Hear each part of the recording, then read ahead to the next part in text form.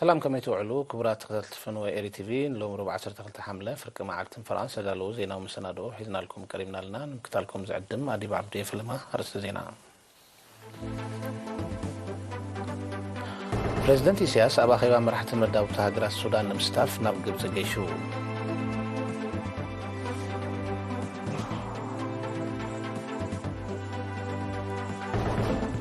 أمنو زبا سجنيتي أبا واجه حق عيوز تكورا استمرون أسرحتن سرحتنياتات نتواهبو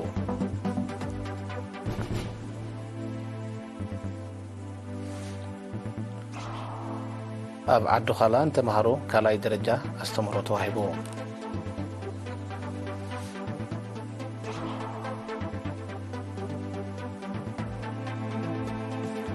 بريزيدنت إيران إبراهيم رئيسي أبسل استهاجرات أفريقيا عودتي كايدالو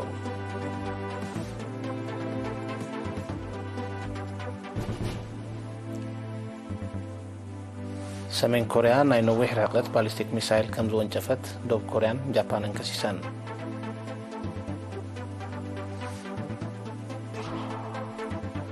أب أوروبا بزحلف عامت بسنك خطر وعي لعلى سوسان حدن شح سبات كم زموتو تقليتو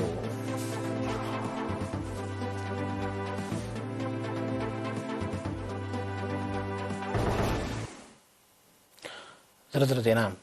بريزيدنت إسياس أفوركي بعدما بريزيدنت عبد الفتاح السيسي بأقيبا مرحة مداو تهاجرات السودان نمستاف لومي أب ساعتات نقوه ناب قبز جيشو ساعة شعاتن عسران قد مغتري أب هاقراو معرفو نفرتي كايرو أب زبز حلو منيستر من إسياتن سبورتن قبزي دكتور الشريف صبحي تقبلوهم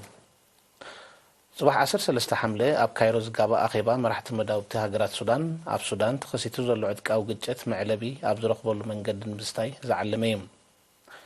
منيستر قدات وزاي أتو عثمان صالحن أما خاري بريزيدنت أتو إيمان قبرابن مس بريزيدنت إسياس أفوركي بحبار توقعي زمالو بيت صحفة عيون محبرة ودحنتن أمنو زبا سجنيتي أفلتو أسرحتن سرحتنياتاتن أو أواج حق عيون معبايز على ما استمروا وديبو أتلع لقلتا ميتي أسرحتن سرحتنياتاتن تساتفو بشد الشا حملة استوابا استمروا قبواتن مسلاتن سرحتنياتات زمدنا سرحتنياتاتن كمون ترى بيت صحفة عيون محبرة ودحنتن أبقربات سرح كوتصر مسلاتن قبواتن سرحتنياتات زبلو زعباتا زتغالي لينيروم حلافة بيت صحفة ويزرو قدسان تولده أواج حق عيوم فلات أبو هدات أسرحتن سرحتنياتن بغليل ديت متراهم زلو تغيسا بزعباب بوت أسرح كقربو زلوم نايد حنت مسارحتات كمون سرحتنياتات كمالو زلوم قبعات سفيح مجلس غريبان بخلو وجنب تشعت حملين تقمات وسلسة محضرات كباب سجنيتي أمو قاد قودات المددات بحفشة مسلس أناس تأساسرود ما بفلايستو كوري أستمرو تواهبوم أما حضرنا زوا سجنيتي أتو عبد القادر حج علي بتسمعوا قال علامة موجات قدرات المدتات نقسمر كل أكل حبرة سب بنقحات كساتف التحساسيبو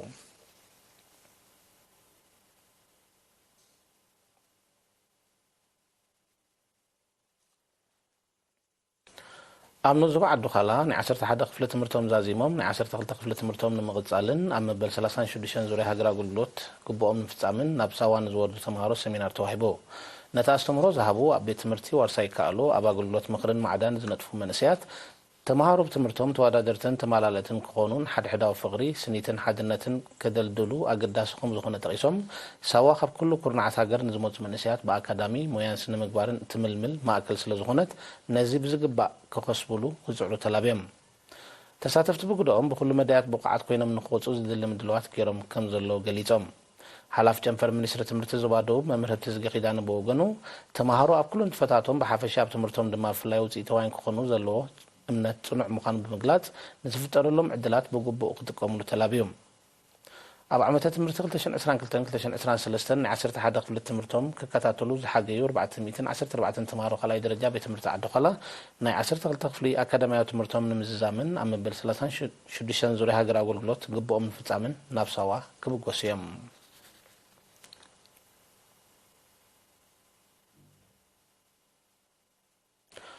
ኤርትራውያን ንብርታ ሃገር እስራኤል ሓድነቶምን ውዳቤታቶምን ብምድልዳል ኣብ ርክቶኦም ኣብ ሃገራዊ መደባት ንምዕዛዝ ዘለዎም ድልውነት ኣረጋጊጾም ንሳቶም 8 ሓምለ ኣብ ከተማ ቴል ኣቪቭ ኣብ ዘካየድዎ ህዝባዊ ሰሚናርዮም ነዚ ኣረጋጊጾም ኣብ ሰሚናር ፈጻሚ ጉዳያት ኤምባሲ ኤርትራ ኣቶ ሰሎሞን ክንፈ ንህልው ኩነታት ሃገር ዞባናን ዓለምን ተራ ኤርትራውያን ኣብ ዲያስፖራ ኣቲና ዘለና መድረኽን ዜጋታት ዘሰክሙ ሓላፍነትን ከምኡውን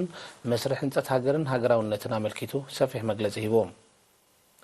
ተሳተፍቲ በወገኖም ዳቤታቶም ንምድልዳልን ምስፋሕን ዝሕግዝ ርእቶታት ድሕሪ ምቕራብ ንሓይልታት ምክልኻል ኤርትራ ዘለዎም ደገፍ ገሊጾም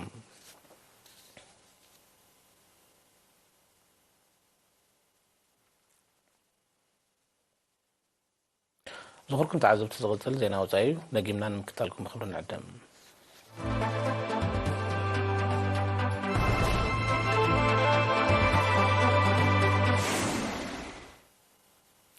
ዜና ወፃኢ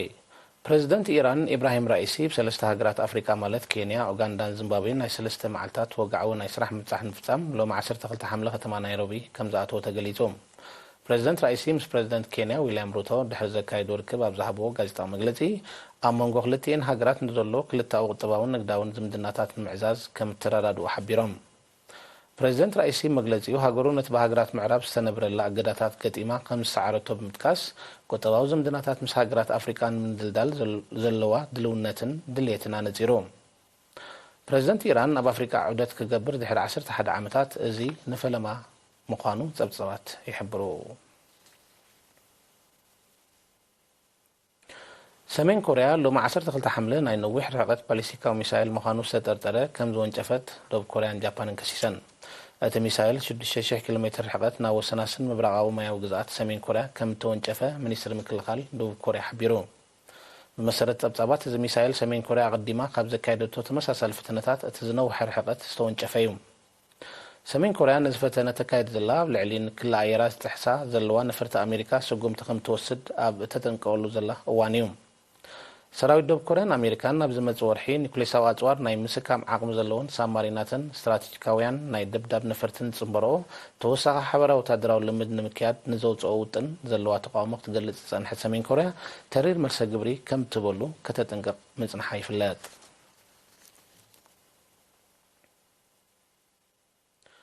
ኣብ ኤውሮጳ ኣብ ዝሓለፈ ዓመት ብሰንኪ ቁጥር ዋዒ ልዕሊ 61,000 ሰባት ከም ዝሞቱ ሓዲስ ዝወፀ ጸብጻብ ኣፍሊጡ መሰረት ጸብጻብ ዝበዝሐ መጠን ሞት ካብ ወርሒ ግንቦት ክሳብ ወርሒ መስከረም ከም ተመዝገበ ተፈሊጡሎ ኣብታ ሃገር ካብ 2015 ክሳብ 2022 ምስ ቁጥር ዋዒ ዝተኣሳሰር ምኽንያት ልዕሊ 540 ሚልዮን ሰባት ከም ዝሞቱ ዝሓበሩቶም ጸብጻባት ዝሓለፈ ዓመት ዝለዓለ መጠን ዋዒ ከም ተመዝገበ ኣረድዮም ክሊማው ነውፅን ምግታዕ ዕቱብ ስጉምቲ ዘይውሰድ እዚ ኣብ 2022 ኣብ ኤውሮጳ ዝተመዝገበ መጠን ሞት ብዕፅፊ ክዛየድ ከም ዝኽእል ክኢላታት ኣከባቢ ጠንቂቖም ኤውሮጳ ጥራይ ዘይኮነ ሰፊሕ ክፋል ኤስያ ኣሜሪካን ካልእ ከባቢታት ዓለምን በቲ ተርእዮ ይጥቃዕ ከም ዘሎ ይሕበር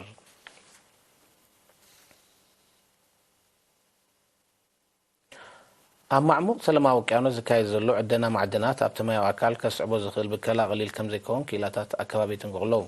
ማዕሙቕ ሰላማዊ ውቅያኖስ ብክቡራት ማዕድናት ሃብታም ምዃኑ በዚ ድማ ሓያሎ ሃገራት ነቲ ጸጋታት ንምግሓጥ ገዚፍ ወፍሪ የካይዳ ከም ዘለዋ እዩ ዝጥቀስ እቲ ወፍሪ ኪኖ ቁጠባዊ ረብሓታቱ ብስርዓተ ምሕድሮ ህይወታውያን ከቢድ ሃስያ ከውርድ ጀሚሩ ከም ዘሎ ተገሊጹ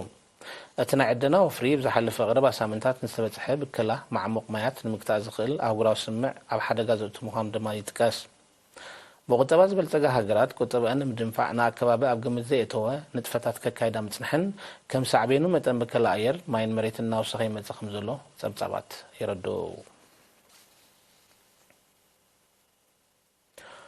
ኣሜሪካን እስራኤልን ካብ 10 ሓምለ ፈተነታት ሚሳይል ዝጠቓልል ሓበራዊ ወታደራዊ ልምድ ጀሚረን እዛ ኣብ መሬት እስራኤል ዝካየድ ዘሎ ልምድ ነሰሙን እዚ ቅጽል ከም ዝኽእል እዩ ዝግለጽ ዘሎ ዕላማ ዝሓድሽ ልምምድ ወታደራውያን ጸጥታውን ዝምድና ክልቲአን ሃገራት ንምድንፋዕ ምዃኑ እኳ ይግለጽ እንተሎ መቐጸልታ ናይቲ ኣሜሪካ ንእስራኤል ትገብሮ ግዙፍ ወታደራዊ ደገፍ ምዃኑ ግና ተንተንቲ ይጠቕሱ እቲ ልምድ ምስ ክልቲአን ሃገራት ተተፋኒና ንዘላ ኢራን ንጹር መልእኽቲ ዘመሓላልፍ ከም ዝኾነ እውን ይግለጽ እዩ ንጸጥታ ዞባ ማእከላዊ ምብራቕ ኣብ ሓደጋ ዘእቱ ንጥፈታት ካብ ዘካየዳ ዝኾነት እስራኤል ገዚፍ ወታደራዊ ደገፍ ኣሜሪካ ካብ ዝረኸባ ሃገራት እያ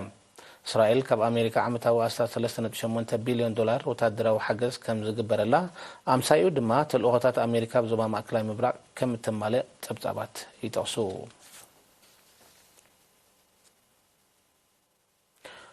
ዜናታት ንምዛም ኣርእስታት ዜና ክደግመልኩም ፕሬዚደንት ኢሳያስ ኣብ ኣኼባ መራሕቲ መዳውግቲ ሃገራት ሱዳን ንምስታፍ ናብ ግብፂ ይሹ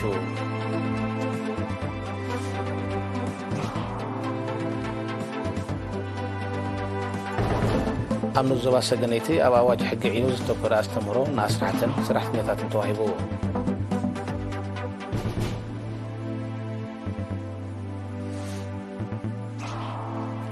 ኣብ ዓዱ ኻላ ንተምሃሮ ኻላይ ደረጃ ኣስተምሮ ተዋሂቡ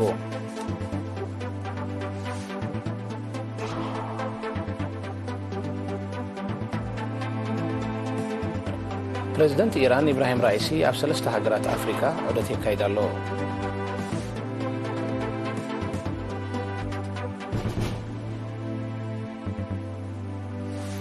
ሰሜን ኮርያ ናይ ነዊሕ ርሕቀት ባሊስቲክ ሚሳይል ከም ዝወንጨፈት ደቡብ ኮርያን ጃፓንን ከሲሰን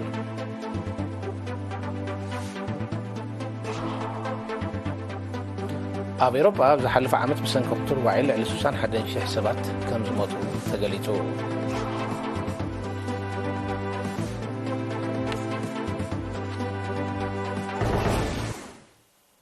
ባርከ ዝኸርኩም ተዓዘብትን ሎሚ ረቡዕ 12 ሓምለ ፍርቂ መዓልትን ፈራንሳ ዳለው ዜና መሰናዶ ኣብ ተዛዚሙሎ ስለመክታልኩም ነመስገን ብሩኽ መዓልቲ